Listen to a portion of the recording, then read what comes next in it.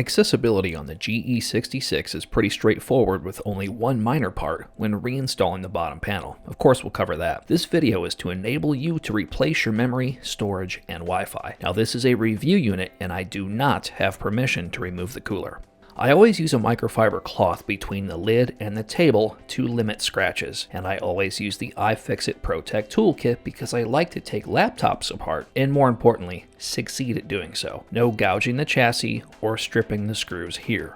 To begin, I'll remove 11 Phillips head screws. They are all the same length. This one will have a tamper evident sticker, but this was removed by Z-Tech where this review unit came from, as we have Phobia Nanogrease Extreme Thermal Paste, and it's working out really well for this laptop. Be sure to check out the review once it's ready.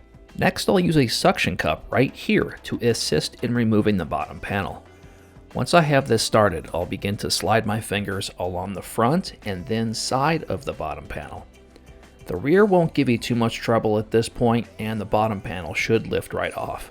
Next, unplug the battery. I like to use two plastic pry tools on this chassis, one along each side of the plug. Then with even pressure, gently push the plug out from its socket. Don't use a metal pry tool or insert anything into the center of the plug as you begin to remove the cable, or you risk shorting out something precious as the pins here will be exposed. Now let's remove the memory.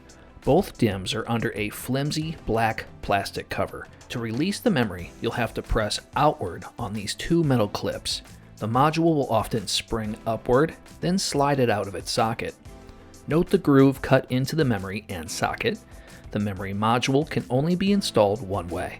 Reinstall your memory by sliding it into the socket till it bottoms out, then press down firmly until it clicks. Next is storage. The GE66 has two M.2 slots.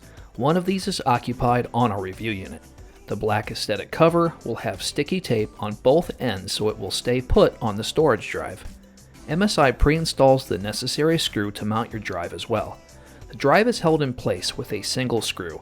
Once removed, lift slightly, then slide the drive away from its socket. Note the groove cut into the drive and socket. These can only be reinstalled one way. Carefully slide the drive into its socket at a slight angle till it bottoms out, then reinstall the screw to secure the drive into place. The Wi-Fi card takes a bit more patience and steady hand at some points. It's hidden under this black plastic. The antennas are held into place with Kapton tape on this laptop. Remove that tape. I'll use a plastic pry tool to gently lift the antenna off the Wi-Fi card. Note which antenna plugged into which spot. Then remove the screw and the Wi-Fi card will lift up. Slide it out just like we did with the memory and storage. The Wi-Fi antenna mounts and plugs on the Wi-Fi card itself are a little fragile. Care should be taken when clipping the antenna on the Wi-Fi card so you don't bend any metal at the attachment point. To reinstall the Wi-Fi card, note its orientation. Just like the memory and storage, it can only be installed one way. Secure it with the screw. Then, reinstalling the antenna, I'll use a plastic flat edge to firmly press the antenna onto the Wi-Fi card. If you're slightly off and too aggressive, you can damage the connection point, typically on the antenna, and more rarely, the Wi-Fi card. Next, reinstall the Kapton tape over the antenna. This is just to hold the antenna in place. After all, these are portable devices and we do not want this connection coming loose. Next, plug in the battery. When reinstalling the bottom panel, the front corners will need to sit into the chassis first. Then the front edge will easily sit into place. Work your way around the laptop, gently pressing the bottom panel into place. It'll click and pop. Once this is complete, reinstall all 11 screws. To verify your work, flip your GE66 over and turn it on. On some laptops, after unplugging the battery, it will not turn on without being connected to its power supply. The GE66 is no exception, so plug in your power supply.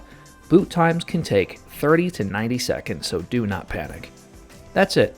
Let this serve your needs when necessary. Links in the description for this laptop and the tools necessary can be found on the Bob of All Trades Amazon storefront located in the description.